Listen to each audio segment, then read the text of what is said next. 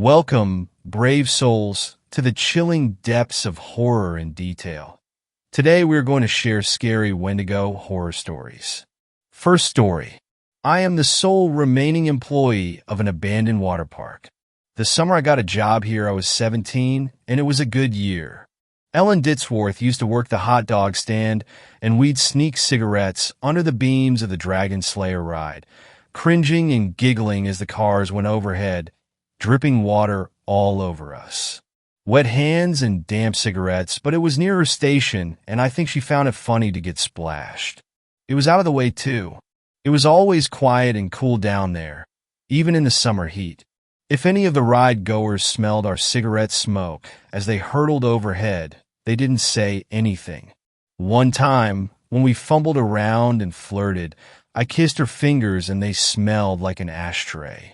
I still think about it to this day. I was 22 when they offered me the winter job.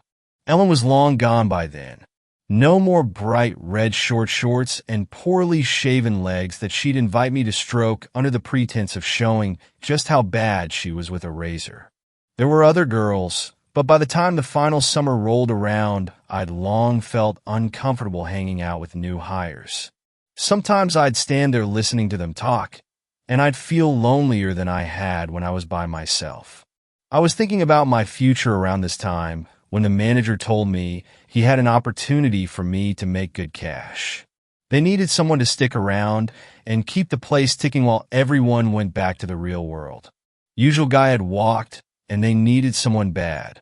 Last day before the park shut for winter was always Halloween, and that was only because it had a fireworks show. After that, it turned into a ghost town, and I'd be on my own. I'd get a trailer to sleep in, and I could use my own car to get to the closest shop. The park would pay some of my gas. Not all of it, but enough to help out. Only real problem was I'd be alone. Not that the place was a desert island. There were 2 towns within easy driving distance, and I could have friends around so long as we didn't mess with the rides. But other than that, I'd be the only staff member on hand for the entire 4 months. Security guard and janitor rolled into one. I agreed, but I told him when the park reopened in March I'd be done. I figured it was time to move on, get a degree like some of my friends had.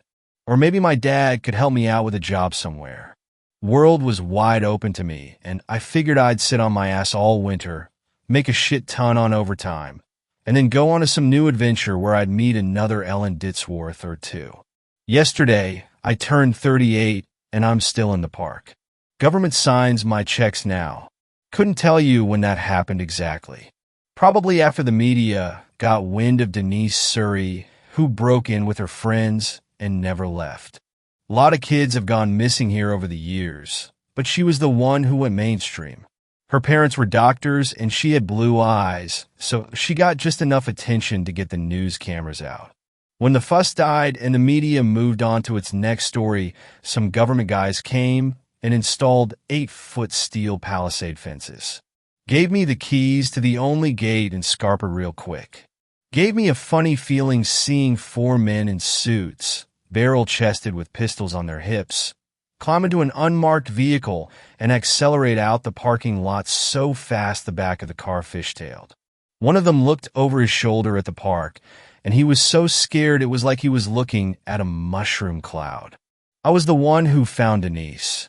She'd gone crawling head first down the Astromissile water slide. One of those up and down kind of slides that have you bouncing along on a padded dinghy. Rides like that are usually open top, but this had long sections in a closed tunnel with LED lights to look like stars. Thing is, depending on weight, some people would catch air and hit the top of those tunnels going 20 mph, maybe more. We used to take turns going in there to pull out any teeth that had got stuck in the roof. 15 years later, and that tunnel mouth looked like something out of a nightmare. Fairy moss covering the opening.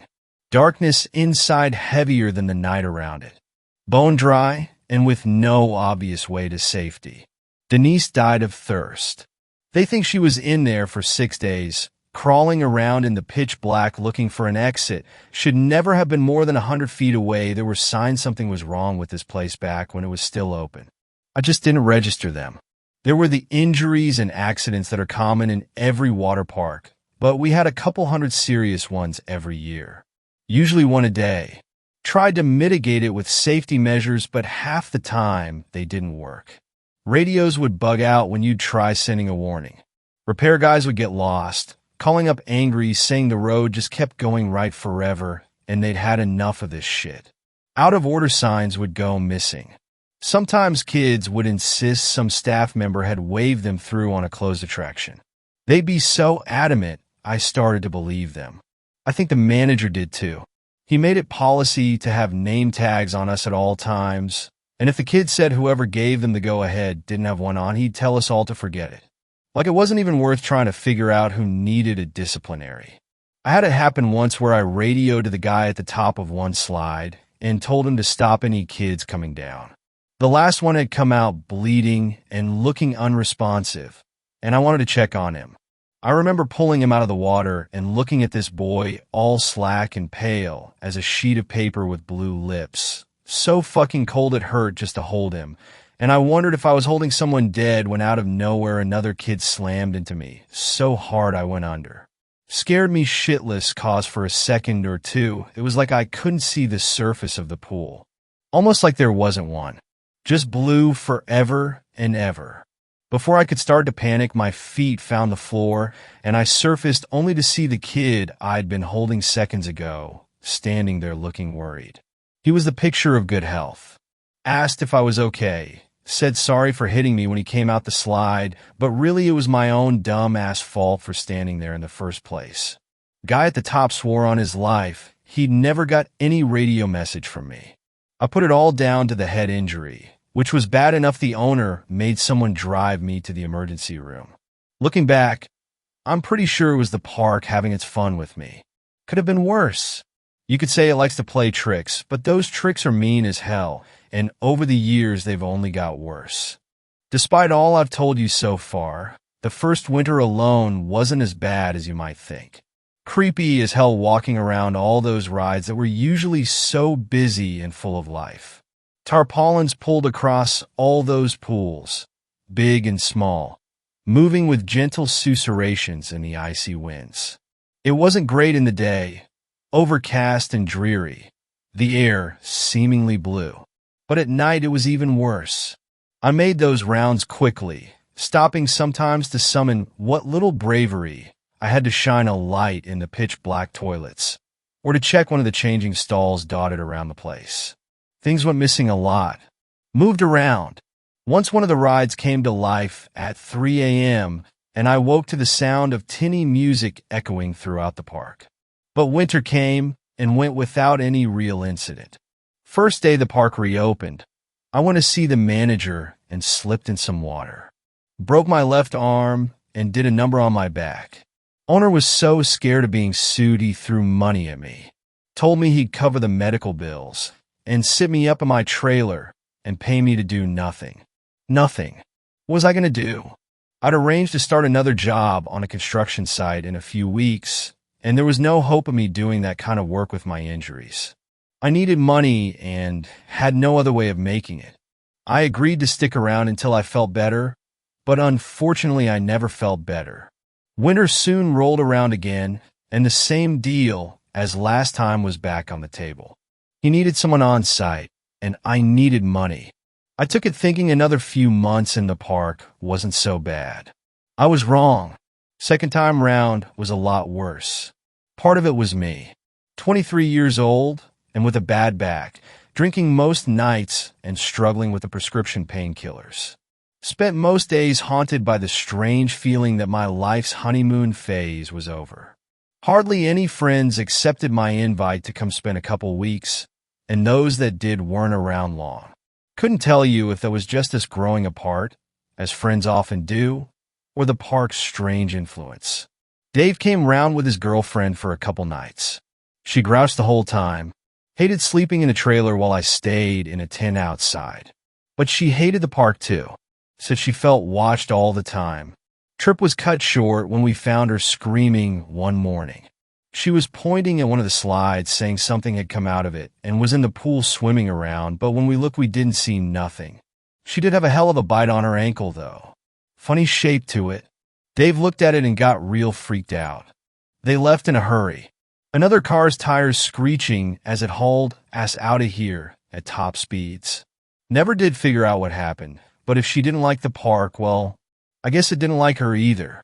Not that I was much safer. Found myself getting cut up like crazy doing basic odd jobs. Things broke all the time, even if they'd been fine for years and years. And then one night, I came into my trailer to find a drowned possum on the little kitchen table. Poor thing was soaked in chlorine water that dripped onto the floor in a puddle. No marks going to or from it, like it just appeared there out of thin air. It stank like hell, though. It had clearly been dead for days and days. I gingerly dropped it into a garbage bag using a pair of tongs and threw the lot in a dumpster, but I still couldn't spend more than a few seconds in the trailer without gagging, so I slept in the tent instead. Pitched it as close as I could without picking up that smell, but I had a bad feeling the whole time I set it up, like I was being watched. By the time I was climbing inside, it was midnight, and I was desperate to get to sleep and see the cold night turn to day. Barely an hour later, and I had to climb back out of the tent because the trailer door was banging in the wind. Okay, I told myself as I shuffled over in my tidy whiteies, arms wrapped around my chest for warmth. That's my own stupid fault for leaving it open. I closed it in a hurry and went back to the tent, but stopped dead in my tracks when I saw the zipper was pulled shut. I hadn't left it like that. I didn't know what to do. My brain went in two directions at the same time. One said I was mistaken. I had closed the tent and just forgotten it. The other said something or someone had crawled inside and was waiting for me. It had set the whole thing up as a trap, and the best thing to do was to get in my car and drive until the sun rose. But I was already half cut and knew I shouldn't be driving. The skeptical half of my brain made an appealing case.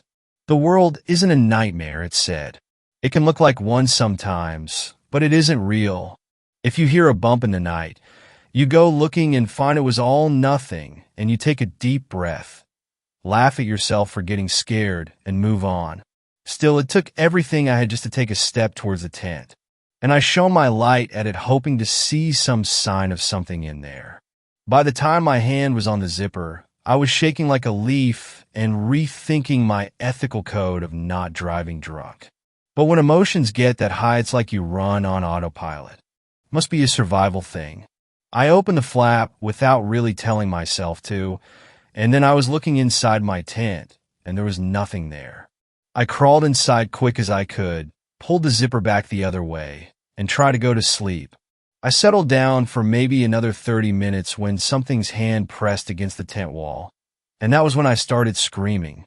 The way it came at me, palm open, fingers spread, tent fabric stretching to near breaking point. Makes my skin crawl just to remember it.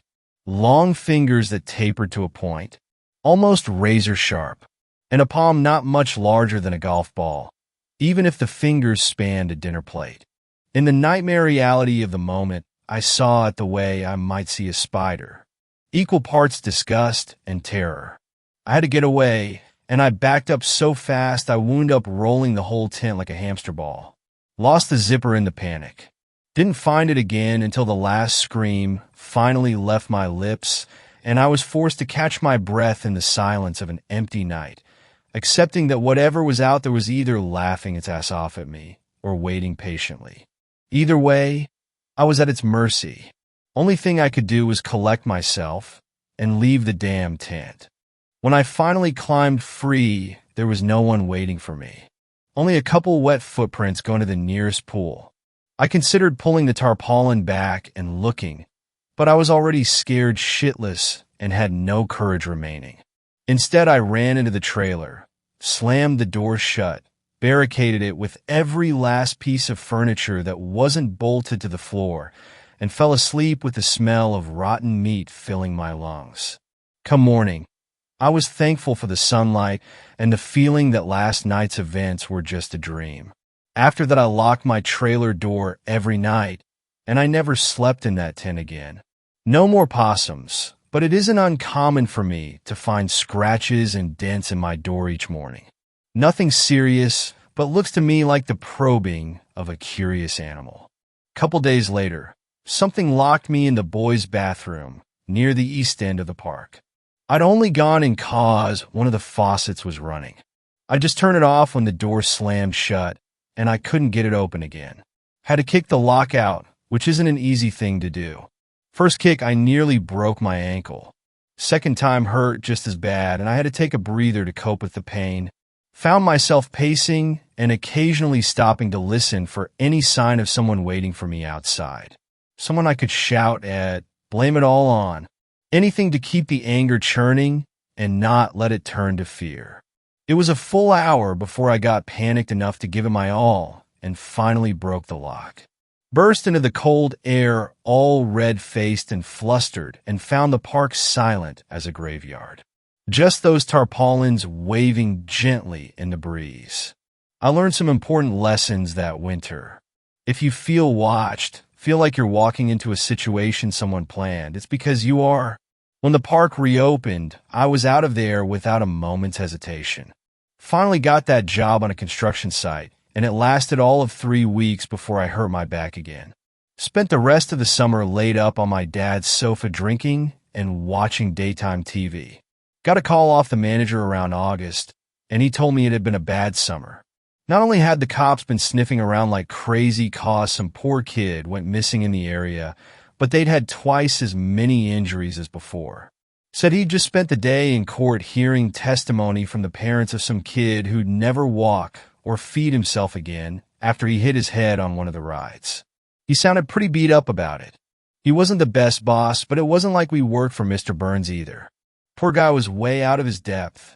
Anyway, part of the court settlement was he had to have staff members on site 24/7. I'd done it twice before, and he was desperately in need of someone who knew the job.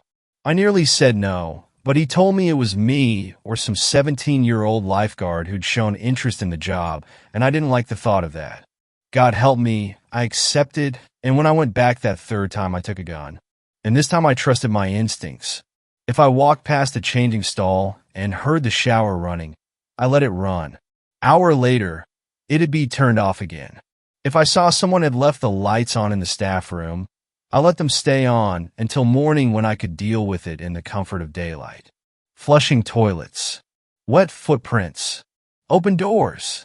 I learned to stop sweating the little things, and 9 times out of 10, they went away on their own. Pretty soon I found myself laughing at them. A big fat wallet sitting in the middle of a solitary lounger that had been dragged into the moonlight. A phone ringing from somewhere in the depths of a maintenance hatch. Those kinds of crude tricks weren't going to work on me, I decided. Thought I had it all figured out, and there was nothing left for that place to show me. And then the park ate a drifter. Or something did anyway. Did it right in front of me, too. I'd found the guy sleeping in one of the brick and mortar bathrooms. We got to keep those things warm enough to stop the pipes bursting, so I guess they make decent enough shelter. He was an agitated old fuck. Called me all sorts as I told him to clear off. He didn't make for the main exit, though. It wasn't like he'd parked a car in the lot, was it? Instead, he just made a beeline for the nearby hills. No fences in that part of the park back then. Only open fields moving into woodland. His plan was to just walk into the wilderness in the middle of winter, and I wondered if I was actually marching some guy to a cold death. I remember looking at his shoes and seeing the backs of his heels exposed, and I realized I couldn't let him do that. Snow was due to fall that night, and I knew it was going to get real bad out there. "Hey," I cried out while slowing to a stop. "Look, man, it's late, I'm sure." My words died out. I didn't really know what to say when he turned to face me. He was angry and tired, and I knew he wasn't ever really going to be thankful for some randomer's charity, but that didn't mean I shouldn't try. For a moment, the only sound was the tarpaulin of the large pool to our right. Was just about to cough up some more words when his feet went sideways. His body rotated around his center of mass, and the next part of him to touch solid ground was his head. It made a noise that makes my teeth ache just to think about. A percussive, almost musical note that really shouldn't be made by a human skull. The blood that sprayed across the tiles reminded me of when I'd go paintballing with my friends. I remember looking down at it and noticing a couple loose teeth. Strange feeling. For a few seconds, everything turned to a kind of white noise as ancient instincts rooted me to the spot with fear. Paralyzed me. Million thoughts went through my head. The guy was dead. Something had taken him. That blood used to be inside of him. I have blood inside of me. Does my blood look like that? These thoughts were like the sparks that fly off a loose electrical wire, but I was stuck mired in them until the whistling in my ears faded and I heard something being dragged across the floor. The guy hadn't even gone that far. He'd flown about 8 feet and landed just on the edge of the pool. His legs were in the water, hidden behind the tarpaulin, and only his top half was on dry land. His head was a ruin of blood and matted hair, but he still managed to look at me for just a moment before he slid the rest of the way below the water with a quiet splunk. The realization he was alive kicked my ass into my gear, and I ran over to the circuit box and hit the button that pulls back the pool cover. Machine ran loud as it drew the blue heavy sheet back across the water. Felt like eternity waiting for it. When it was finally over and I could look down into the water and see clearly there was no one there.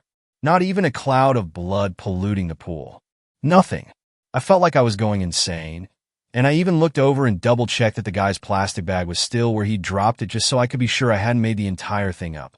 I really didn't know what to do. The only thing in that water were a couple leaves that had made it in their overfall, but that was it. And then I saw it. I can't explain it easily. It was a sudden overlap of realities, a bit like the hollow cube illusion where it can be two things at once. Without ever taking my eyes off it, that pool became every deep body of water I'd ever seen. All of them, all at once. It was every calm and glassy ocean surface with rays of diffuse light leading into unseen depths. Every lake with murky kelp fingers reaching up out of the dark. Every flooded basement with black and brackish water. I could smell the stagnant water, could feel the breeze you get standing on the coast, taste the salt. All of it at once. And something moved in those infinite waters, and it was big. It was like the first time I saw the Grand Canyon big, like when you get on a plane and see the ground pull away so quickly it loses perspective. Whatever was down there was coming right at me, and I'm not ashamed to say I pissed my pants. An ocean full of stars was down there, and the thing swimming towards me had a body that obscured entire nebulae. I felt vertigo come over me, and I backed away, and I slipped in the blood, and then I woke up a few hours later and started screaming. I had to clean up in the morning, and I had to pull the tarpaulin back across. Machine only goes one way, so I had to do it with a pool stick, and it made me feel sick just to go near it. Every time I got close, I started to feel dizzy again. When I finally mustered the courage to look, there was the same old pool it had always been, but I'd never shake the feeling I had when I was looking down in it and saw teeth like tectonic plates. When summer rolled back round, I saw a bunch of kids in that pool and had to go be sick in a bush. The thought of them sharing space with that thing, Jesus. After that, I felt like I belonged to the park, weird as it sounds. Manager didn't have to fight me to get me to stick around for a 4th winter or a 5th or 6th. The rest of the world didn't feel so real to me anymore. Sitting and eating dinner with my father while he lectured me on my prospects. Getting a beer with an old friend who was passing through. I felt like I'd gone into fucking space and seen the world was flat, and now I had to just come on back and pretend like I cared about whether my soda was diet or not. Not long after that, the park had its last ever summer. It had gone too far by that point. Government was looking to close it all down on account of the accidents, and the manager was down the station every other day for questioning.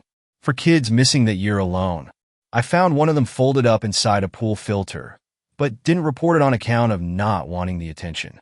The rest I don't know about. I was told I'd be paid another month or so after closure until a demolition crew came in, but no one ever arrived. Just me, this place, and a back that's getting worse with each new winter. I don't patrol at night anymore. Little by little, the park has become something unfamiliar to me. Grass growing up between old tiles. Pool water the color of cut grass and engine oil. Even in the day, you can see things moving around down there. And the smell of chlorine no longer fills the air. Now it's the heavy stench of rotten algae and dead water, and sometimes the tang of the salty ocean that I've learned to avoid like the plague. Makes me see stars in the corner of my vision and I don't like it. My dreams are bad enough. Drowning in the dark, something huge bearing down on me. I've woken up more than a few times and vomited up salt water. I can't bring myself to think what any of it means because I just don't want to know. Last time I went in the park after dark, I had a close call. Worst of my life. I've been thinking about leaving ever since, but I worry there's not much else out there for me at this stage. That, and I kind of feel guilty I didn't save all those kids with the cameras. Urban explorers, they call themselves, and I say kids, but really they were college students who record videos for something called TikTok. Anyway, they came prepared, scouted the park, even scouted me, working out my routine and where my trailer is so they could avoid my general line of sight. I had no clue they'd watch me for a whole day. Once they figured I was passed out or asleep, they drove their van as close to the fence they could find, climbed the top, and hopped on over. For about an hour, they got what they wanted. I've watched the footage 100 times. Broken down toilets covered in graffiti. Smashed windows and broken glass covering the floor. Old pools full of ancient water covered in thick, brackish scum. You can hear the glee in their voices. That kind of urban decay was their bread and butter. And they were good at it too. They stayed quiet. Didn't shout or break anything. They just filmed. It wasn't until they decided to try rowing out to the castle that things took a turn. I came too late. What got me out of bed was a scream, maybe a few of them. It was blurry, and I came to around 3 a.m. and still a little tipsy, my head foaming at the edges with a half-remembered dream of a hollow world filled with water.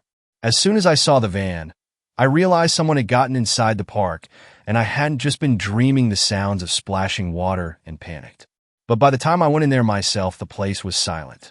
I really didn't want to search it at night.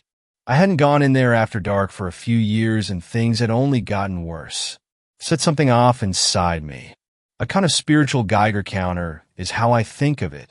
An intense primordial warning system that made the shadows around me look almost infinitely deep. More than that, I guess it felt alien. Sounds stupid, but it really did feel like I wasn't on the same planet anymore. I don't know. That part might just be all in my head, but that's how it felt that night. I pushed myself just about as far as I was willing to go when I heard it. A rhythmic hollow knocking. It was coming from one of the largest pools in the park. A shallow, kid-friendly one we called the castle because it had a giant jungle gym in the center. A kind of spaghetti mess of platforms and climbing bars and slides that the kids loved. I followed the sound and saw a pile of rucksacks and even a large camera on the very edge of the pool, and there, just a couple meters away, was a rowboat. The idiots had brought it with them. Probably thought they were being smart by avoiding the water below. At least they'd tied it off so it was easy for me to pull back in. I gave it a cursory inspection, shivering at the mere thought of floating across that nightmare water in something so flimsy, and was ready to leave it until the morning when I heard a quiet splashing. Something had climbed out the water, and my heart dropped as I instinctively flicked the torchlight towards the sound of dripping water and saw a thin, shivering shape climb onto the lowest steps of the castle. It looked gray and sickly, and then it started whimpering, and I realized I was looking at a girl. College-aged, with stringy hair and an outfit that might have been colorful before she'd gone in the water, but now it was just the color of ash and moss. At a glance, she almost didn't look human anymore. She looked more like a starving animal, shell-shocked and shaking. I shouted out to her, but it was as if she couldn't hear me. She dragged herself up onto a dry platform and curled up in a ball in the far corner, knees pulled to her chest, and wide eyes locked into a 1,000-yard stare. And something was in that water. It came close to the surface, displacing small branches and causing the thick pond scum to bulge, but never break. From the looks of things, it was circling the castle, and in some parts where the algae wasn't so thick, I got the faintest glimpse of colorless scales the size of my hand and a thick muscular trunk. Sometimes it seemed to bump up against the castle, like it knew the girl was nearby, but it didn't know how to get to her. The whole thing shook, and she'd whimper extra loud, but she still didn't show any signs of becoming lucid. I'd be lying if I said I didn't think about leaving her until morning. She was unresponsive and looked like she was just going to stay in the same place. Wouldn't it be better to just go get her when the sun was up? I thought. But that was a pretty fucked up thing to think. She wasn't safe there. I wasn't safe just standing inside of the water, and she was on some old piece of plastic held together with rusting bolts. What if it collapsed? What if something came out of the water? God knows it could happen. Something had touched my tent all those years ago. Who's to say it wouldn't walk on out to take her? At some point I made the decision.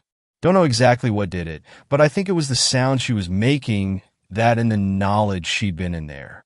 God knows what she'd seen. I had to have sympathy. She needed help, and I was the only one around who could give it.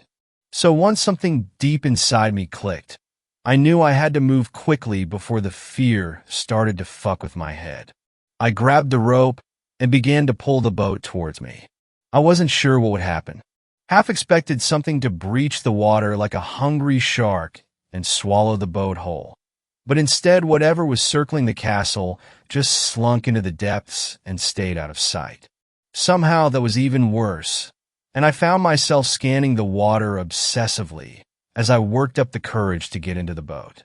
I tried to keep the momentum, though. I didn't let myself start thinking or doubting myself.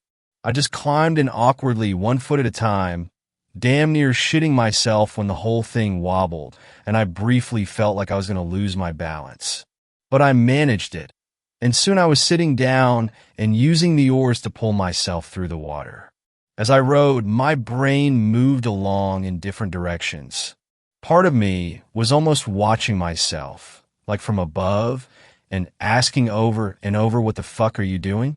While another watched that water for the slightest sign of life, and a third part of my brain was watching me for signs I was going to crumble from the adrenaline and ice-cold fear coursing through my veins. Each time the oars broke the water, I kept waiting to see something coming after me. And I was about halfway there when I realized that if it was big enough, it could just bowl the whole boat over like a shark knocking a surfer off his board. It was too far to turn back when I saw the water rise in the distance. Again, it didn't break the surface, but it came close and sent a couple waves rolling across the entire pool where they lapped against the distant edge. They made the whole boat rock side to side like it was just a bit of driftwood. When the bulge in the water appeared again, it was on the other side of the boat, and I made the terrible decision to stop rowing and look over the edge. There was no bottom to the pool, but whatever was down there wasn't swallowing continents anytime soon, at least. Hard to pin size down, but based on the steely blue fins that slid by close beneath me, that didn't really matter. It could eat me easy enough, and that was all that mattered. Hell, I wasn't even sure if it was a fish or a squid or something else entirely, but I was pretty sure it still had a mouth somewhere in that murk. It gave the boat a gentle knock. Nothing serious. Not enough to roll it, but enough to let me know it was interested in me. I decided I couldn't just stay there floating in one place forever. I had to move. I grabbed the oars and threw all caution to the wind. The sooner I got off that water, the better. Sure, I'd have to figure out how to get back, but that was a problem for later. Right there and then, all that mattered was the rising terror and disgust that took all my strength to keep from bubbling up in a full-blown panic. As soon as the boat began to move, the creature slid out of view again. Didn't know if I ought to be relieved or even more afraid, but I took advantage of the lull in its activity to close the distance, and once close enough, I pulled the boat over to the same steps the girl had climbed.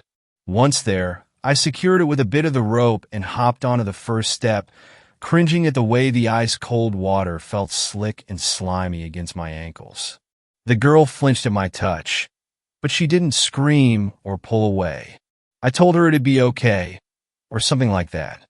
Tried my best to sound reassuring. Tried to let her know I was going to get her somewhere safe.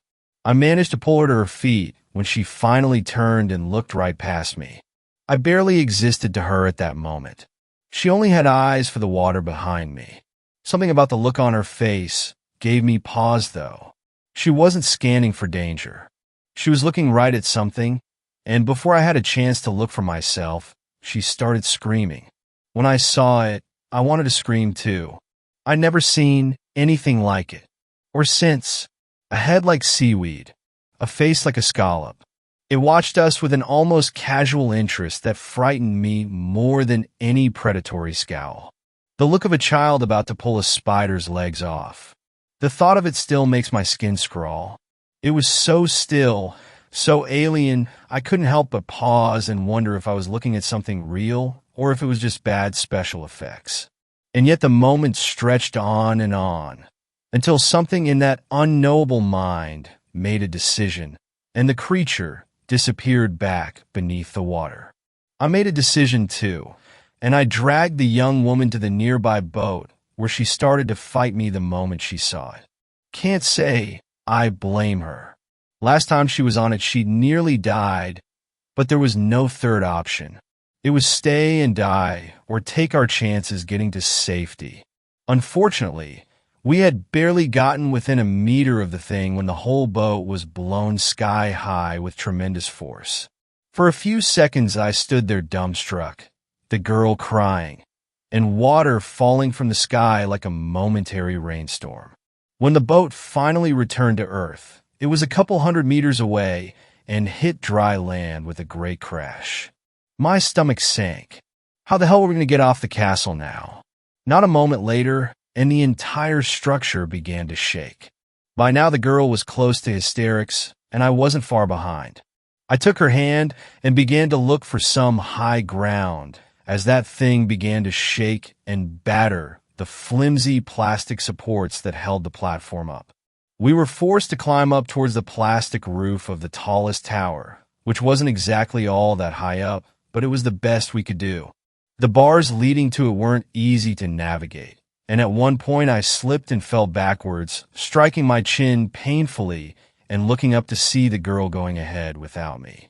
For a moment I nearly gave up, but then there was the sound of something snapping and the entire castle began to slide on one side. I looked down and saw black water rising up to meet me.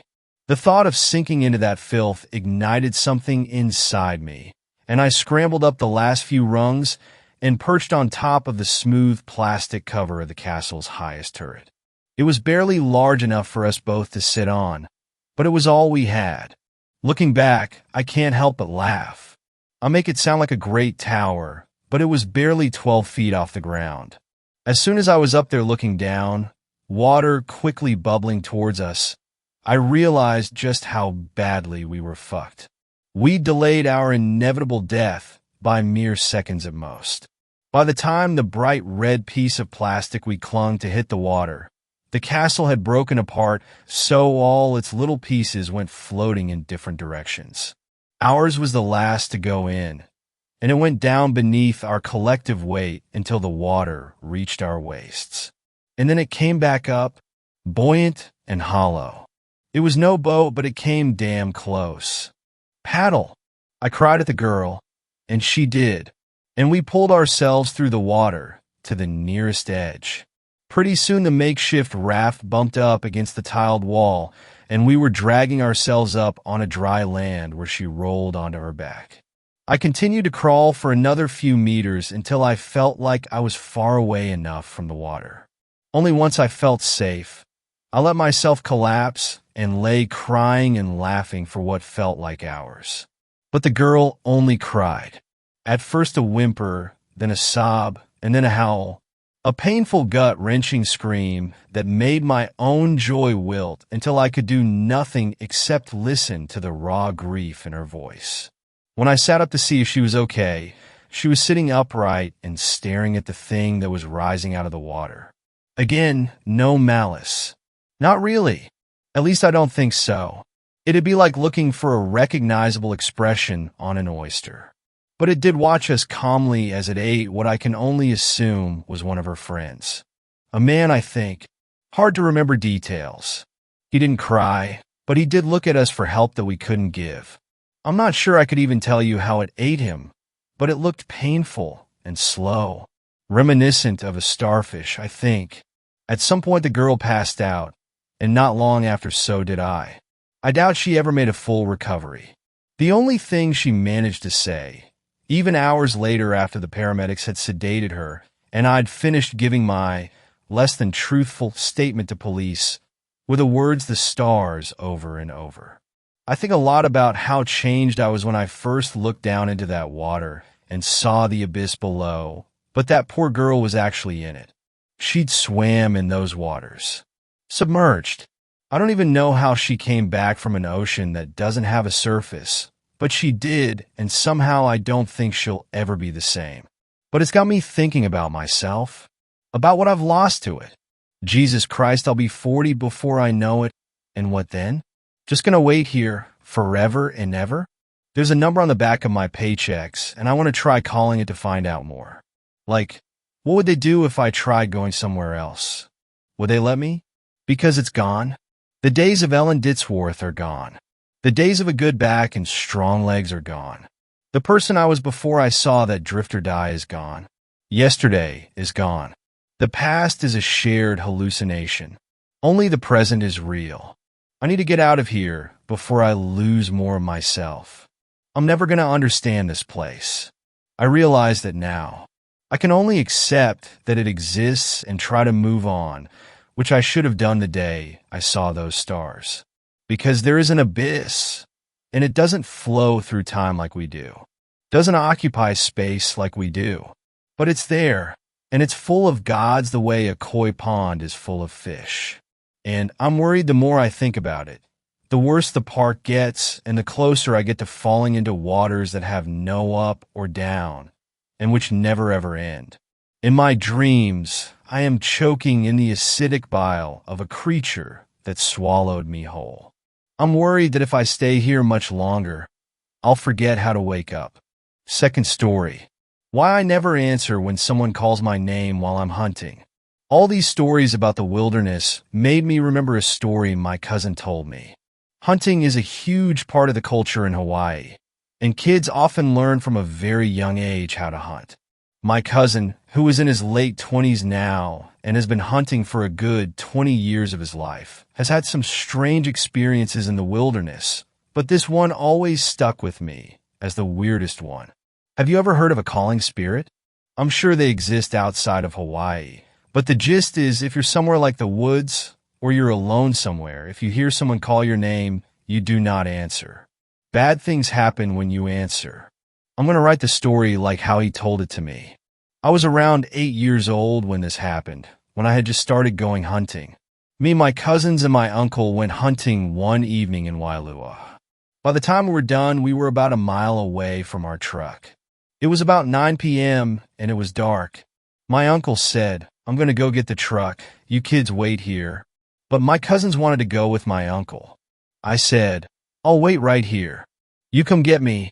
I'm not walking." I was over walking. My uncle was like, "You sure you want to wait alone?" I said, "Hell no. I'm not walking. I'll wait." So he said he would be back in half an hour with the truck. Not too long after they left, I heard something moving in the bushes. Then I heard my uncle's voice. "Hey, Kai, come on, let's go." I said, "Hell no, I'm not walking back." And then my uncle whistled. You know when you're out playing with the other kids in the neighborhood and your dad whistles for you to come inside. And you know when you hear that whistle, you better go fast? That's the kind of whistle it was. So I jumped up and started walking. My uncle was walking ahead of me. I couldn't see him in the bushes, but I could hear him because he's saying things like, "You don't want to listen, you're going to get in trouble." Then he said, "Come on, let's go down here." He wanted to go into the bushes off the path. I knew something was wrong. I said, "But I thought we were going back to the truck." Just then, I saw headlights back in the direction we started. And then I heard my uncle's stereo blasting, the only song he ever plays when he goes hunting. I start running. I take off, and something grabs my backpack. I fly my arms back, and I let whatever it was take my bag. I get to the truck, and my uncle asks, "Where's your stuff?" I point back to where I was and say, "I was following you." My uncle turns pale and yells, "Get in the car now." I'm bawling. I'm scared. I know I messed up. I know you never answer when someone calls, but it sounded just like my uncle. He immediately took me to my other uncle, who blessed me.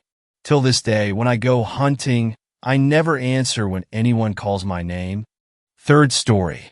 How I survived and killed a Wendigo. My family was shocked when we heard our Uncle Benjamin was found dead in the woods surrounding his vacation home. I didn't know him very well, as he lived far away from most of the family. So, I only saw him at family meetings. His funeral wasn't a big event. There were my two aunts, Lucy and Laura, my other Uncle Stephen, and my little nephew, Mikey. In Bensville was written that I got his vacation home. I figured that it was nice to spend some time in a place where there was no distraction, as I had to study for my exams. Also, if I would rent a small apartment, I would probably have to live off instant noodles and water for a few months. The day after the funeral, I packed up my things so that I could move to my new home. The drive itself was uneventful, though I did underestimate the length of the drive. When I was driving through the woods, I thought that I saw a face or two amongst the trees, but I just blamed it on my mind for being a bit sleepy, as it was around 11 p.m. when I arrived. Once I was there, I put all the food I had in the fridge and made my bed so I could sleep. When I woke up the next day, I showered, made some breakfast, and hopped in front of the TV to watch a show on Netflix.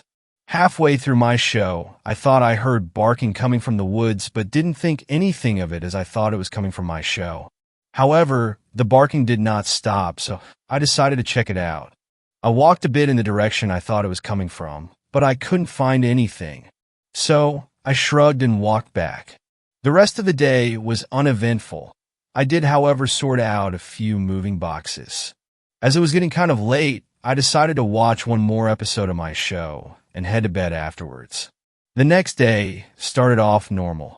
I showered, ate breakfast, and started to unpack a few boxes. However, around 10 a.m. I heard it again, barking. This time I knew it wasn't just my mind playing tricks on me, as I heard it loud and clear. I directly stopped unpacking and went to investigate the noise. When I went into the woods to check out the sound, I found a tiny Labrador pup. It was covered in mud and scratches. I knew I couldn't just leave him there, so I took him home. I gave him a bath to get all the mud and filth off him, and then I took him to the closest vet, which was about 5 miles away. Once we arrived, I took a seat in the waiting room. I couldn't help but notice that the other people in the room had a small look of judgment towards me. I totally understood why, as the pup looked like he had been attacked. When it was our turn, I heard a soft whimper coming from the pup, but he did decide to walk with me to the room. After a few checkups, the vet asked me if I owned the pup. I said no, and that I found him in the woods. The vet went quiet for a second and asked me if I wanted him to check for a chip. I said yes, and the vet checked but found no chip.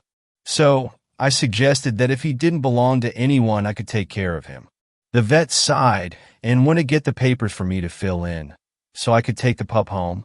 On the way home, I went to the local pet store to buy some toys, food, and a food and water bowl. After buying all the stuff I would need to take care of him, I thought of a name for him. After about 5 minutes of thinking, I came up with the perfect name. Winston, I called out. Winston directly jumped up from his seat and started barking and wagging his tail. When we got home, I directly put everything in place. I put his dog bed next to the couch with some toys and his food and water bowl in front of the TV. After that long day, I was very tired, so I decided to watch a few episodes of my show.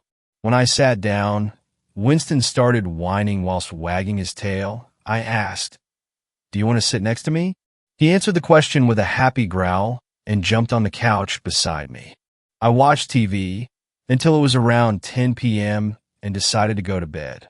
I decided to put Winston's bed in the bedroom next to me for the first night, so that he could get used to the house. When I woke up the next morning, I noticed that Winston's bed was empty and that the bedroom door was open. I thought that he had walked through the door to watch the birds through the giant window in the living room. However, when I went to check, I didn't see him. But then I noticed that the front door was wide open, even though I knew I locked it the previous night. My heart dropped. I panicked and ran out of the door to find him. After about 20 minutes of searching, I finally found him with a leaf he found in his mouth. I picked him up and carried him inside. It was near lunchtime, so I decided to put a frozen pizza in the microwave. I was very hungry as I hadn't eaten anything for breakfast. After eating, I took Winston for a walk, but he kept on looking into the tree line, as if something were there. Each time I thought he saw something, I looked but couldn't see anything. After about 10 minutes of walking, I decided to head back to the house. I am glad I made that decision because right after I closed the door behind us, it started storming. The sky became a brown/yellow color, and I could see the clouds rolling over. I'd seen this weather only once before. I was visiting a friend that moved to the Netherlands. Then I first saw this type of weather. I decided to make some hot chocolate for myself and sat down on the couch to binge watch my show for a while. Winston was sleeping right next to me. After a while I fell asleep too, but I was awakened by Winston whining by the front door. I decided to check up on him and noticed that he was shivering from fear. I looked through the window of the front door and saw nothing. I figured it was some deer walking by that had spooked the little pup. I picked Winston up and carried him to the couch so that could cuddle him to ease his nerves. The next morning, I woke up early and decided to do an early morning walk with Winston. After walking a bit, I saw a pack of deer just roaming around in an open area in the forest. This only reinforced my thought of Winston being scared from some deer just roaming around on our property. However, when we came back from our walk, I noticed something different about the front door. Scratch marks. Upon closer inspection, I saw that the scratches were massive. They were all about 10 inches long and 1 inch deep. Now I'm no expert in forest animals, but I dang well knew that those didn't belong to a deer. I decided to call a door repairman to fix it. They arrived about 30 minutes. "Those are some massive marks on your door," Bud, one of the men, said. "Yeah, I would get something for protection if I were you," the other one said. I followed his advice and later bought a small pistol to protect myself and Winston. After I got back from the gun store, the men were already done with the door. I gave them a thank you and they left. The following day started as normal. I woke up, had an early shower, and decided to do another early walk with Winston. I saw 2 squirrels fighting over some pine cones, a flock of birds flying in the opposite direction of my house, and I think I spotted a small mouse running through the freshly fallen leaves. However, Winston was shivering against my leg, whining. I asked what was wrong, and he basically jumped. I decided then and there to head back. I heard something growl in the distance, and another flock of birds flew in the opposite direction of the sound. When I was back on my property, I noticed something weird. My front door was ripped from its hinges and was lying about 3 meters to the left. I directly pulled my pistol out of my pocket because I didn't know if who or whatever had left yet. When I walked into the house, I froze. There were scratches everywhere. Whatever had done this had enormous claws. Upon closer inspection, I noticed that the claw marks were the exact same as the ones on the door from yesterday. I also noticed that my fridge door was hanging from its hinges. When I looked in the fridge, I saw that it was a mess. All the meat was gone, and all the drawers were ripped out of the fridge. I put the front door back in its place using the tools I had recently unpacked and fixed up the fridge. After I was done, I decided to take a little break, so I sat on the couch with my drink. After a while, I moved my arm only to touch something wet and squishy. I jumped and looked at what I had touched. It was the body of a squirrel, well, at least what was left of it. The squirrel was mangled in gruesome ways. A part of its skull was missing, its intestines were hanging out of its stomach, and its hind legs were broken. However, it didn't bleed anymore. I guess all the blood was soaked into the couch. I cleaned up the blood and buried the squirrel. I put a small stick on the grave as a sign of respect. After that, I decided it was time to pack my things. When I was about halfway done with putting everything in boxes, it was already late in the evening. I figured it wouldn't hurt to stay here one more night, but I was very wrong about that. I was woken up by Winston. He had jumped on the bed to hide with me. He was shivering and whining because he sensed that something was wrong. I stood up. Winston let out a bark to warn me. God, I should have listened. I went to the front door as Winston was looking right at it. I looked through the window and saw something big. It looked like a deer, but I knew it wasn't one. It had massive antlers and a skull-like face, and the smell, oh God, the smell. It smelled like a corpse that had been rotting out in the sun for days. When I heard another bark coming from Winston, the thing looked up and tried to smash the door with its head. I directly pulled out my pistol and fired 2 shots. The thing howled in pain and ran away. After that thing ran away, I began to grab my stuff. I grabbed the most important things that I would need, picked up Winston, and ran to my car. When I opened the car door, I heard the thing let out a cry behind me. I didn't look back. I hopped in my car and drove off. I'm glad that there wasn't much traffic on the road, as I was going about 90 miles an hour. I mean, can you really blame me for it? I wanted to get out of there as fast as possible. While driving to get out of the woods, I saw the trees flash by. It reminded me of the first night I got here. However, it looked much different in the daytime. It also reminded me of the face I had seen amongst the trees. I now know it wasn't my mind playing tricks on me that night, as the face I had seen looked exactly like the face of that thing. Lost in thought, I wasn't paying much attention on the road. However, I was directly awakened by the sudden movement in the trees. When I looked towards the movement, I jumped in my seat. The thing suddenly jumped in front of my car. I screamed. The creature looked at me and lunged towards me. I slammed the gas pedal and drove around the creature. It stared right at me with its hollow eyes as I drove past. For hours later, I was back in my hometown. I figured I would go to my aunt and Uncle Lucy and Stephen, but then I remembered that Mikey was allergic to dogs. So I went to my other Aunt Laura. I figured that she would like the company of me and Winston because of the sudden passing of her brother. I texted her. I was coming over and that I was taking my new friend with me. She told me that it was nice for me to come over, but then she asked me why I would drive all that way just to see her. I told her that I would explain when I got there. After about 20 minutes of driving, I arrived at her place. She opened the door and looked at my face. "What's wrong, sweetie?" she asked me. I guess I was still looking a bit frightened after today's events. I asked if we could go inside. She agreed, and we sat on the couch. "Is that your new friend?" she asked, looking at Winston. I told her yes, and that his name was Winston. "That's a cute name," she said. Then she asked why I was here and why I looked so pale. I told her everything. I told her about Winston, about that monster, and about all the weird stuff that happened. She went silent for a bit. Then she asked me if I could describe the appearance of the thing. I told her about the antlers, the skull-like face, and the smell. After I told her about it, she looked terrified. She told me that my uncle called her multiple times about a giant creature roaming around on his property, and the next day he was found dead near his vacation home.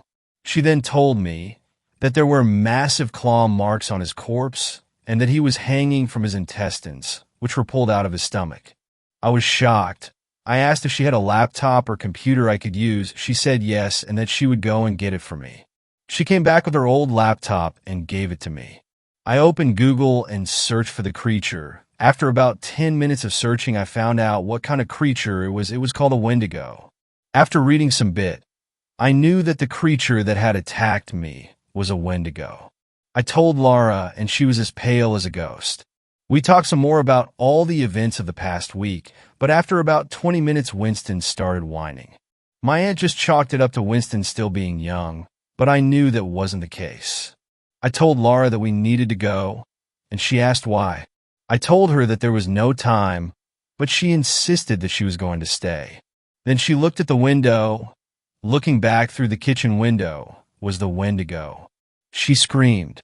I tried to run after her, but she was too fast. She ran out of the front door, only to face the Wendigo. What happened next will haunt me for the rest of my life. The Wendigo opened its mouth and roared. Then it unhinged its jaw and bit her head clean off. Winston almost ran out of the door, but I picked him up just in time. The creature looked at me and grinned. I could still see pieces of my aunt on its teeth. I ran for the back door and out on the street. I didn't stop running until I could taste blood in my mouth. After checking if everything was safe, I collapsed underneath an oak tree. I was woken up in the morning by Winston. After remembering what had happened the previous day, I started crying. Winston curled up beside me to ease my nerves. "I'm glad you're here with me, buddy," I said. After fully waking up, I figured that the best thing to do was to go back to my car and drive far away from here. However, when I was back at Aunt Lara's house, I saw that my car was turned into a wreck. The windows were smashed, the metal had been turned into shreds, and one of my car doors was hanging loose. I checked the back seat and saw that my bag was intact. I had left all my money in the bag, so it was nice that I still had it with me. After grabbing my bag, I headed towards the shopping mall to buy some food, as I had left all my food in the vacation house. While walking, I realized that the Wendigo had most likely followed me. I decided to head to the library to learn more about the beast, mostly on how to get rid of it. When I entered, the nice librarian greeted me. I asked if there were any books about the Wendigo. She told me that she would check, and I gave her a thank you. After a while, she told me that there were 2 books in the horror section and 1 in the mythology section. I thanked her and headed to the horror section to find them. After searching for about 8 minutes, I found them. Once I was done, I headed to the mythology section to find the last book. Then I headed to the exit. The librarian asked me if I had a pass, and I told her no, but that I had money. She scanned the books, and I left. I decided to head to the grocery store afterwards, as I noticed it was lunchtime already. I bought a sandwich for myself and some treats for Winston. After eating, I decided to head to the local park to walk Winston. I walked about 10 minutes until I found a bench and decided to sit down and read the books I bought. When I opened the first book, I directly looked up on how I could kill the beast. When I couldn't find anything, I opened the second book. After looking, I didn't find anything either. I opened the last book that I had gotten from the mythology section. When I searched, I found information on how to kill the Wendigo. I directly went to the page and read that I needed silver bullets or a silver weapon. I remembered that there was a gun store about 1 mile away, so I decided to pack my things and head in that direction. When I entered the store, I asked if they had silver bullets. They told me they had and that they would go and look for me. Sometime later, they came back and put a small box on the counter in front of me.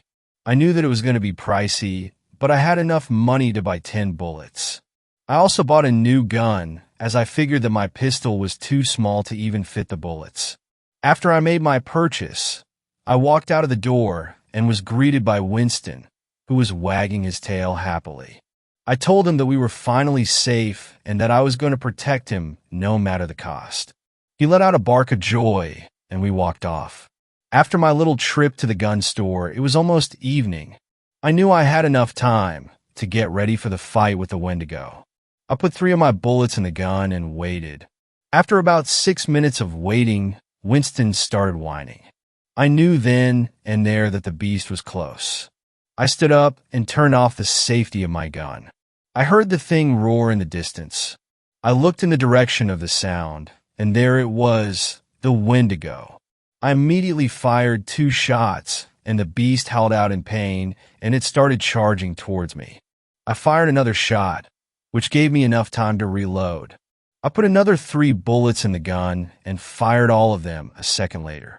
One of the bullets had hit its leg and another its eye. It collapsed and it cried out in pain. Winston started throwing a barking fit, which agitated the beast more, but it couldn't do anything as one of its legs was broken. I loaded another 3 bullets in the gun and fired the final 3 shots right into its heart. It fell unconscious, but I knew it wasn't dead as I had read that I needed to cut the heart out. I grabbed my survival knife and walked towards the hellspawn.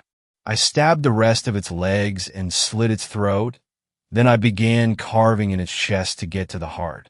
After about 20 minutes of cutting, I had finally cut out the heart. I put the heart in my bag and headed back to Winston. Winston was hiding on the other side of the rock, where I had waited for the beast. Once he heard my voice call out, he started sprinting towards me. I kneeled and he started giving me kisses. I cleaned my hands in the nearby lake, and we headed towards the nearest motel to sleep. When I woke up the next day, I showered, had breakfast, and headed to the nearest church so I could bury the heart. When I showed it to the nuns there, they escorted me to a burial place. I grabbed a shovel and started digging. After about 5 minutes of digging, I had created a big enough hole to bury the heart in. I put the heart in the hole and closed it. Then I went to the nearby field to pick 2 flowers, an ox-eye daisy for my uncle and a buttercup for my aunt, as it was her favorite flower. I walked back to the grave and placed down the flowers. I then went to my Aunt Lucy and my Uncle Stephen. I told them about everything. When I was done talking, they were speechless. I couldn't blame them, as I knew that the story would shock them. After they processed the story, they asked me if I was okay. I told them that I was still a bit shocked from everything that has happened.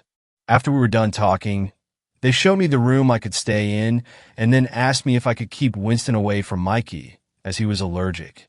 I told them that it would be no problem as Winston was very well behaved. After we had lunch together, I asked if they had a laptop I could use. Uncle Stephen went to get it for me, as me and my aunt chatted for a bit. A minute later, Stephen came back with a laptop and handed it over to me. I then excused myself from the table and went to my room, where I began typing this story to get this message out to everyone. All I have to say is this: listen to your instincts. It saved my life, and I believe it could also save many others as well. If you notice some strange things in the woods, get out of there as quick as you can. It's hunting you. 4th story: Wendigo's Spirit, Long-Lost Journal of a Viking Explorer. Last year, I was hiking with a buddy of mine in the woods in eastern Newfoundland. For those who don't know, it's in the far eastern part of Canada. We are both originally from the Vancouver and have been avid hikers and campers for many years, traveling to all parts of Canada and currently working on our visas to America actually. While we were on a 2-day hiking trip camping where we saw fit, we stumbled off path as we thought we saw a cave farther off into the distance. After about 3 to 4 minutes of walking off the dirt path into the woods, we approached it, and indeed it was a cave. Knowing that caves are super neat, but also very dangerous for many reasons, we just looked around for a bit before deciding if we should check inside if it's clear or not, as it would make a good spot to have camp for the night. Caves are home to many animals ranging small to large, bears, wolves, to name a couple of the more dangerous animals to be exact. We eventually grabbed our flashlights from our backpacks and entered the cave entrance cautiously. The cave was pitch black, and once we had walked inside, noticing how deep it actually was. From the outside, it looked like a 6 to 7 foot wide opening with about a 5-foot ceiling. But once you stepped inside, it had a good open space ID guess to be about 15 by 15, which was more than enough space for the 2 of us to set up camp and get a fire going for the night. In the back of the space was what looked like a small pathway of some sort. It was narrow and looked like the earth cracked it just enough for someone to walk through it. Where it led, we had no clue, and I wasn't really wanting to find out at that moment. We were tired, looking to rest, and didn't feel like venturing off into the uncharted cave deeper and risking falling or getting hurt or stuck, or God knows what else happens to people in caves. There was a faint water dripping noise down that dark pathway which echoed throughout the cave. Sounded spooky to me, but then again, maybe there's some fresh water nearby we can collect for tomorrow hike, I told my buddy. Once we set up our things, I told him I'd go check it out and see if I could find the source of the water, as I held out water containers in my now empty pack and my flashlight in my right hand. The pathway was twisted and narrow, and honestly, it was just better that I went alone, plus I doubt my bud would have went with me anyways. He was tired as hell and was just ready to eat and go to sleep. I tucked and squeezed myself through with my pack and eventually found the source of the water after a minute or so walking deeper into the cave system. This cave kept going and going. I could see further ahead, but I found the source thankfully not too far in. There was a small stream that flowed down the rocky service wall into a small puddle-like area, then disappearing into the rocks and earth. As I shunned my flashlight around, I happened to come across a pouch of some sort which was made of animal fur. I thought it was an animal at first and stood frozen in my tracks. I walked over to the fur ball and grabbed it. I realized the fur was just wrapped around something flat and hard in its center. As I looked, it seemed to have unraveled an old as hell looking leather book of some sort. I was really memorized about the find, but then realized how thirsty I was and took care of filling up our water containers first and bring this book and fur back with me back to our little campsite at the cave entrance. Once I got back, my friend had already gotten the fire going, which felt really nice as I sat down handing him his water. The night was on its way out with the sun starting to set. I told my friend about the book and let him take a look at it. He was always the history buff anyways. I just liked video games and hot chicks. He told me that this journal looked really old and is really surprised it in the shape that it's in. He pointed to the off shapes that were on the cover and on parts of the pages on the inside. They looked like runes he mentioned. I didn't recall what runes were, and he told me that in fact that was the way of communication writing back in the Viking days. As he read, I mumbled to himself, "Dude, this is written in English," which is odd unless this person or Viking traveler was educated or had traveled more than most. He read on for a few minutes and told me to check it out as it mentioned this cave on one of the pages. He handed me the book, and he laid back onto his mat and started to relax. I, on the other hand, was totally excited. Not only did I just find some ancient Viking journal in some cave in the middle of nowhere, but it was readable too. "This has to be worth some money," I said to him. He opened his eyes and just replied, "Dude, just read it or go to sleep." I smirked at him, and I laid my back up against the side cave wall and started to read the notes from inside this journal. "If you're finding this journal, that means I am dead. My name is Bjorn Erling, and the year is 1004 AD. I do not know the exact date of these entries as I've been stuck here in this cave for some time now. Our ship had arrived to the shores of this new-found land several weeks prior to these entries. There was 40 of us in total and have built a small village right off the shore past the wood line. We have an altercation with the natives of this land, as they do not speak any language that I have heard before. They attacked our fort on the second week we are here. Several of our members have died, and most of theirs too in the process. We can't seem to communicate properly with them, and they keep attacking in the middle of the night, and we are trying our best to bessen our defenses.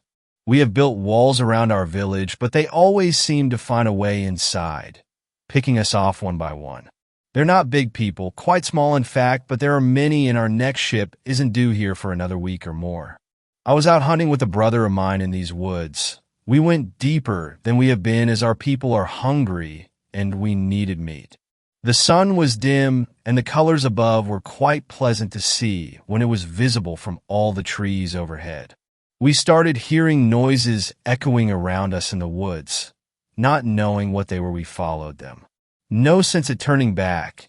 These sounds would have already startled off any catch we may have been tracking.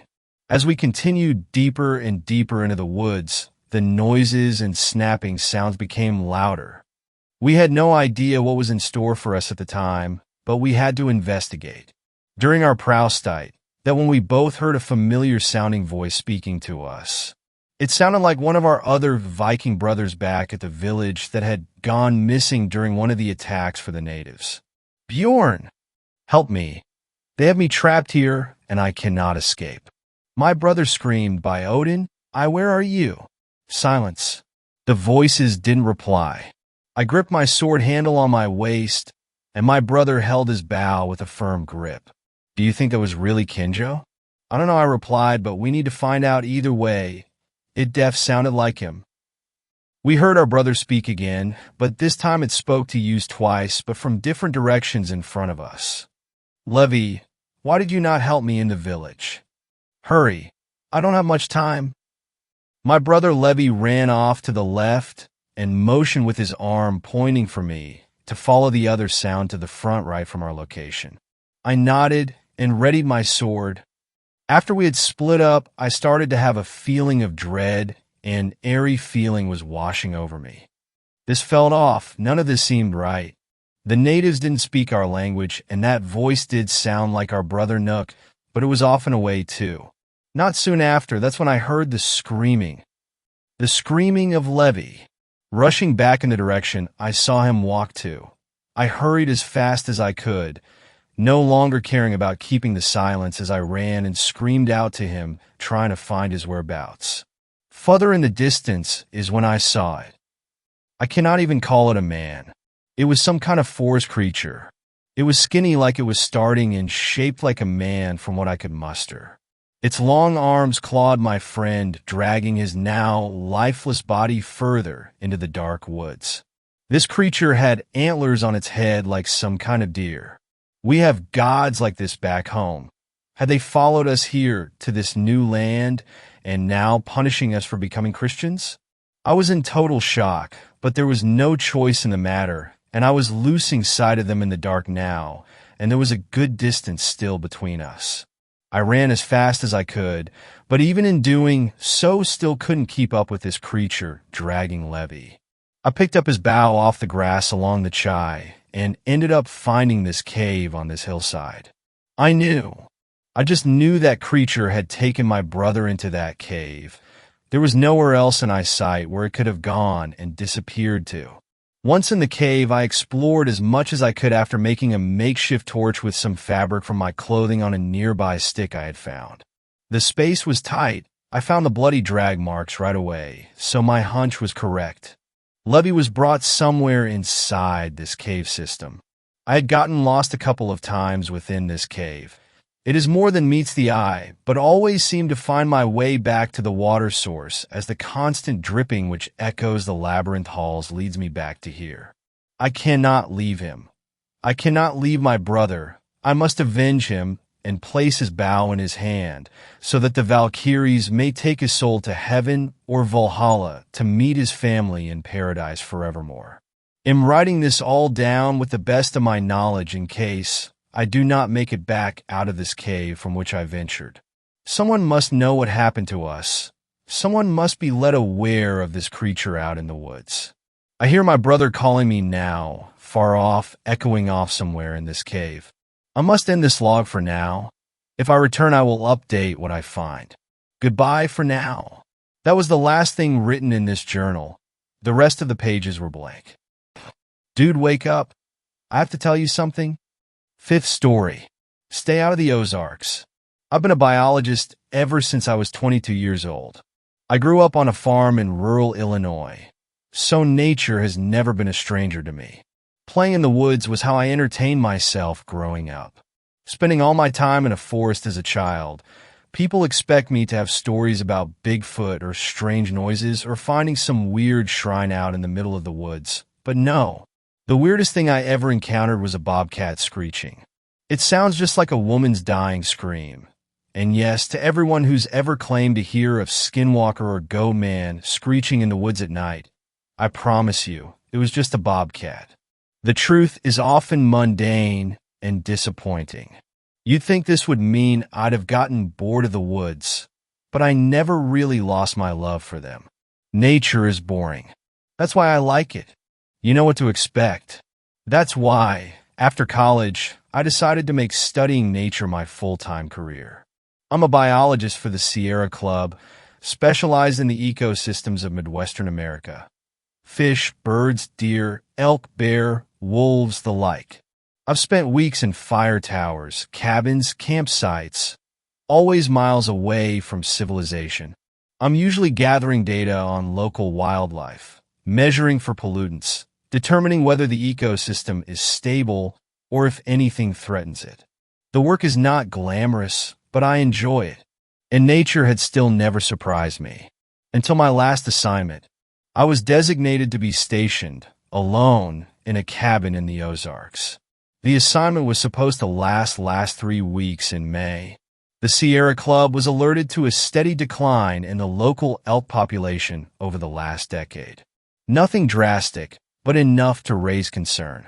My job was to take census of the wildlife, measure for pollutants, the usual.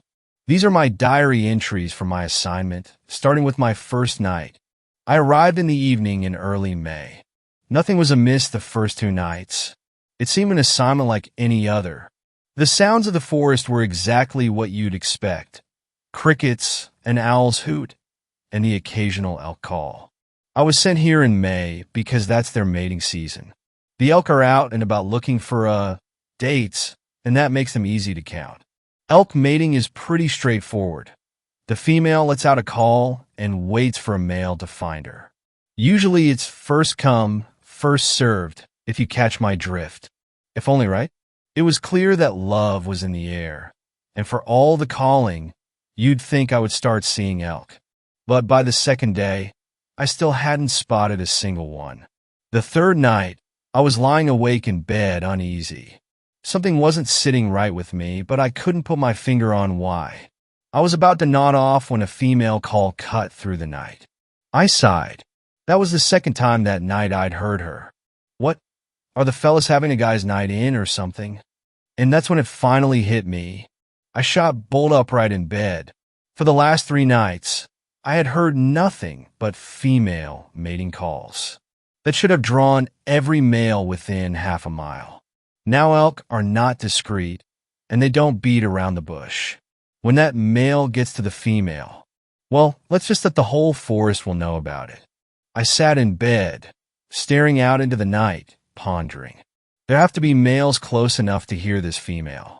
So after 3 nights of her calls, why haven't I heard the main event? The third day, I went out onto the trails, once again looking for some sign of elk in the forest. What I found was not encouraging. About a quarter mile from my cabin, I was trekking down the trail when I noticed something 30 feet into the woods. A large brown, fuzzy mass lying in the brush. I smiled. An elk taking a midday nap? I took out my binoculars to get a closer look.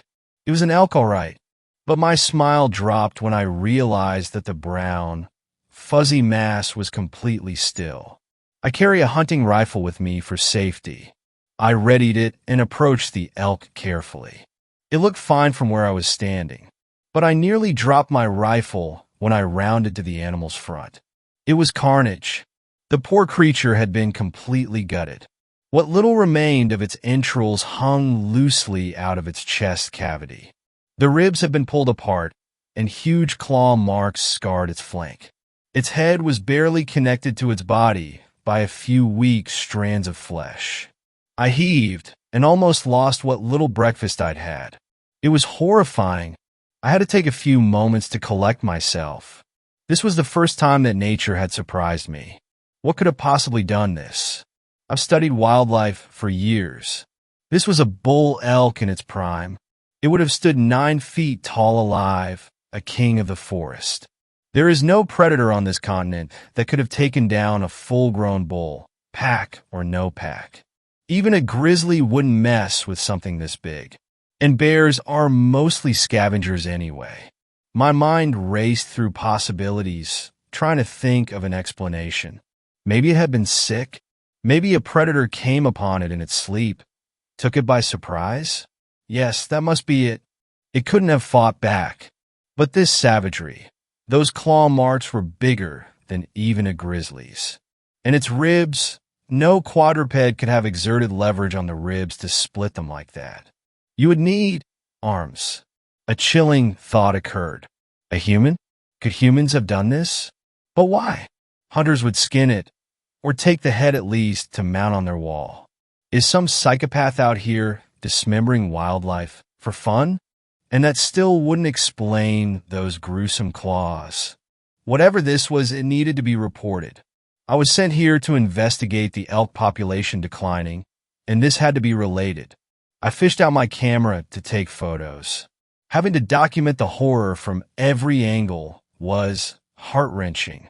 The look in its eyes. This elk had been terrified when it died. I want to take one last shot. Just as the shutter clicked, my ears registered something. A sound from behind me that my camera had nearly drowned out.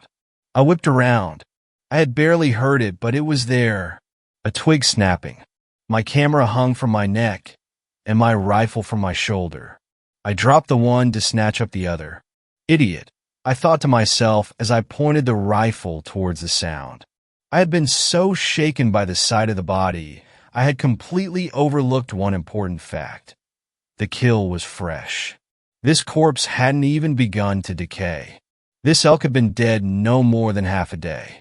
And that means whatever killed it may still be nearby. With my rifle still trained on the spot, I backed away towards the trail. My hike back to the cabin was the only time in my life I felt scared of the forest. Trees surrounding me on all sides, no visibility. I jumped at the slightest sounds, never lowering my rifle, never going more than 5 seconds without looking behind me. I felt like prey, never knowing where the danger would come from, or when. I didn't relax until my cabin door was closed and locked behind me. I spent the rest of my day inside the cabin, shaken. I readied the photos and sent them to my supervisors. They would take a day or two to respond. Until then, my plan was to investigate. During the day, and with my rifle ready, that night was my last night at the cabin. I was getting ready for bed when I heard a female elk call again. The first one that I'd heard that day. And close. Very close. Wildlife don't like buildings. They smell of fire and metal and gasoline, all unnatural to them. They steer clear. What was this elk doing so close to my cabin? I peered out my window into the dark of the forest. No sign of her. She must have been beyond the tree line. I grabbed my rifle. Of course, I wasn't going to shoot the elk, but I might send a few shots into the air to scare her off. It would be nice to know the elk are breeding normally, but I could do without front row seats. I unlocked my cabin and took a step out onto my porch, rifle still in hand. My eyes scanned the tree line, looking for the female. That's when a pair of antlers struck out from behind a tree. An elk's head followed them and turned peer right out at me. But this was a buck, probably attracted by the female's calls. This was promising, but all the more reason to scare them away. I raised my rifle to the sky and prepared to fire. That was when the elk flew into the air. Or its head did. The buck's head sailed in an arc towards me and landed just feet away from my door. I stood there in shock, trying to process what had just happened. Something or someone had been holding the head and had just thrown it. I nearly pissed myself in fear. I pointed my rifle at the tree where the buck's head had appeared. The light from my cabin barely reached. Were my eyes playing tricks on me? Had I just seen claws retreat around the trunk? I was frozen. I needed to reach behind me to open my door and get back inside. But I was too scared to turn my back on the forest or even take a hand off of my rifle. After a few seconds, I finally gathered up the nerve to brace the rifle against my shoulder, my fingers still on the trigger. I groped behind me until my left hand found the doorknob, never taking my eyes off the tree. Thank God the door had not locked behind me. With my left hand, I turned the knob and pushed open the door, then drew it back to my rifle. I backed away quickly into the cabin, slamming the door and locking it. I hurried to the windows, drawing all my blinds and making sure each was locked, never letting my rifle out of arm's reach. The terror I felt as I approached each window, never knowing if there would be someone or something on the other side of the glass staring back at me. There hadn't been, which was almost as unnerving. I rushed to the satellite phone to call the sheriff's office at the base of the mountain. The relief I felt when they picked up. "You need to get up here," I pleaded. "Who is this?" It was a sheriff's deputy on the other end. I'd met him and the sheriff before beginning my stay at the cabin. "It's me. I'm the guy stationed up at the cabin on the mountain." "Oh, sorry about that. What's the problem?" "There's someone up here fucking with me." "Get up here now." Whoa, slow down. You mean like kids or something?" "No, it is not fucking kids. Someone up here just threw a decapitated elk head at my cabin." In my panic, I'd somehow kept the awareness to use the phrase someone instead of something. I didn't want this guy to think I was drunk or crazy. I just needed him to get up here.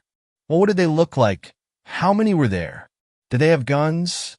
I have no fucking idea, man. They killed a goddamn elk, cut the head off, and threw it at my cabin. Just get the hell up here. Oh shit, okay, lock yourself in there. We're on our way. Man, please stay on the line. I'm scared here. I really was terrified. I wanted someone to stay on the phone with me, even if it couldn't help me. The man replied, I can't get to you and stay on the line at the same time. I'm calling the sheriff now. We're on our way. Just lock yourself in and stay there. The man hung up. I swore. I was alone again. A female elk call rang out again. This time it was even closer. It sounded like it was right outside now. I took up my rifle again. That's when the tapping started. While I was talking to the deputy, I hadn't been watching the windows. The sound was coming from the window to the right of my front door. My eyes widened in horror. A single gray claw was tapping on the right edge of the window. Just one claw. Whatever it was attached to wanted to stay out of sight. The claw stopped tapping. Instead, it drew itself along the window and out of my sight, leaving a long, ugly scratch. The sound was horrible, but it didn't stop when it left the window. I could still hear it dragging along the wooden walls of my cabin. The creature was scratching through solid wood. Could it break through my windows? Why didn't it? My knees shook. I tracked the sound of the scratching with my rifle. My mind raced. Could this thing get in? How long until the sheriff showed up? I was high up on the mountain. The drive up here took 45 minutes. Even if they hurried, it might be a half hour. Even if they did get here, could they stop this thing? Should I make a run for my truck? No. Whatever that thing was, it could get to me before I got the truck up and running. Something nagged at the back of my head, but I could barely think. The scratching was louder and louder. Whatever this thing was, it had torn a bull elk to shreds. How could I stop it? The bull. That's when I realized it. The head. It was the same head as the bull I'd seen earlier. It had the same scar down its right cheek. This thing was taunting me. It must have been there when I found the dead elk. It had been watching me, and now it had thrown the head at me. Was it telling me to go away? To get out of its territory? I gasped. With my mind racing, I hadn't noticed that the scratching had stopped. Where's that thing? My eyes darted from window to window. No sign of it, until the loud thud right above me. It's on the goddamn roof. I thought. Its footsteps echoed through my cabin. Between each step came rhythmic taps, no doubt from its claws. Was it testing for weaknesses? Was it merely toying with me? It had only been a few minutes since I called the sheriff's office. I was still far from safety. I hadn't moved since the call. The thing on my roof thudded from spot to spot. The shock was starting to wear off. Focus. Think. I told myself. The thing had probably seen me through my window. It was right above me. The bathroom. The bathroom was the safest spot. There were no windows. If it does break in, it will have to look for me, then break through the bathroom door. That might buy me an extra minute, and it might save my life. The creature knew where I was. I had to try to change that. I slowly slipped off my shoes. Keeping my rifle trained on the roof, I kicked a shoe towards my bed. Sure enough, the thuds on my roof followed, stopping right above the spot where my shoe had landed. It's tracking me. I slowly shuffled to the bathroom, not raising my feet, afraid to make a sound. Praying that the door would not creak, I opened the bathroom, preparing to lock myself inside. I was shutting myself in, hoping that I wouldn't die in this bathroom, when I heard a loud scratch, followed by a dull thud. It had jumped off the roof. It was on the ground again, outside the cabin. Why? Was it going away? I was afraid to hope that maybe it had gotten bored. Maybe it had found some other prey. That was when I heard the woman scream. I gasped and covered my mouth. How was that possible? No one else is up here. A hiker? A camper, maybe? The scream came again. Help, she cried out. I gripped my rifle, crying now. I was frozen in fear. That thing was out there, chasing some poor woman, and I was too cowardly to help her. I just wanted to stay in that bathroom, hiding, hoping that every second the thing spent chasing that woman was another second closer to the sheriff getting here. I don't know how long I sat there, cowering. Another, more desperate scream. Help me! There was something in her terror. She was more scared than I was. And there I sat, letting her die. My shame overcame my fear. I gripped my rifle tighter and left the bathroom. I marched to the door, ready to face whatever this creature was. Maybe I could distract it, buy time for her to get away. Maybe the sheriff would find her, even if the thing got me first. Just as I was reaching for the doorknob, she cried out again. A pained, dying scream. I was too late. That thing had gotten to her. I was a coward, and because of that, she was dead. The woman moaned in pain, this time just a few meters away from my door. This must be her final moments. And I listened, safe in my cabin. She groaned once more. But this sounded different somehow. My eyes widened in shock and realization. I drew my hand from the doorknob, as if it had burned me. I had never unlocked it. Thank God. The moan came again. This time, unmistakable. That was not a moan of pain or terror. It was an entirely different kind of moaning. I backed away from the door. You motherfucker, I muttered. You almost got me? It all made sense now. There never was any female elk. Mimicry is a common adaptation in all ecosystems, both for prey and for predators. This thing, it let out female elk cries to draw in males. And then, I had already seen the result in the forest. That's why I never heard the elk mating. There was no female waiting for them, only this monster. And now it was trying the same tactic on me. I nearly sobbed in terror. It had tried to lure me with the sound of a woman in distress. It thought that might draw me out. When that didn't work, it switched to its tried-and-true method, a mating call. I aimed my rifle at the door. The moans continued, louder and more intense, building into a climax. I was nauseous at the thought of whatever was out there, squatting in the dark, mouth agape, emitting this perversion of a woman's voice, trying to draw me out into the dark and rip me apart just like that elk. I stood with my rifle trained at the door, not moving. I had resolved that I was going to stand there until the sun rose or until the sheriff came, and the moment I saw this thing, I was going to shoot it. I don't know how long I stood there among the echoes of that sick creature. Eventually, the moans puttered out, and I was left in silence, until the tapping began again, in the same spot as before. There it was, that single gray claw, tapping on that same spot where it had scratched the glass. But then a second claw joined it, then a third. It drummed them along the glass. Slowly, ever so slowly, a patch of gray poked out from the edge of the window. Time stopped, and the creature brought its face into full view. It was terrible, like a sloth, but its mouth and nose were caked in blood. It had tiny, beady eyes front-facing, a predator's eyes, large, pointed ears almost like a bat, thin, cracked lips. The monster looked right into my eyes. It cocked its head, and then it pulled those terrible, bloody lips back into a smile. Its razor-sharp teeth, still stained with blood and flesh, I'll never forget them. It pointed that hideous grin at me as it drummed those claws on my window.